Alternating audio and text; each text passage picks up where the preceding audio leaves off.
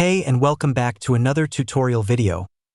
In this video, we will find out the best language app in 2025 by comparing Babbel versus Duolingo.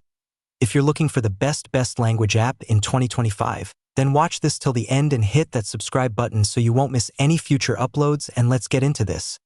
Duolingo is by far the best free language learning app, and it would still be among the best even if you had to pay, which you can do with Duolingo Super. That subscription unlocks an ad-free experience, a special mode for practicing your mistakes, and other perks. Deal for beginner or intermediate students.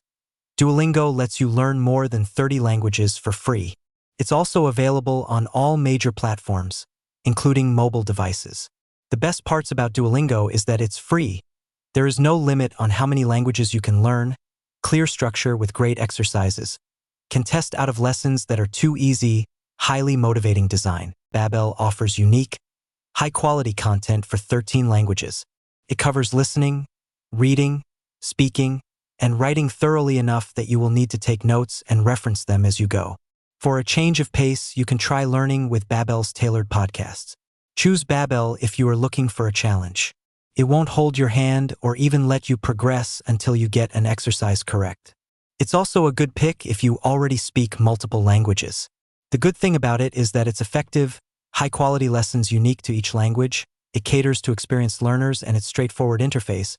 But there are also cons, like the total amount of content varies by language, exercises can be dull, no longer offers live classes. Through that basic comparison, you can easily decide what suits you and your workflow. Thank you so much for watching this video, and make sure to subscribe for more quick and easy tutorials like this.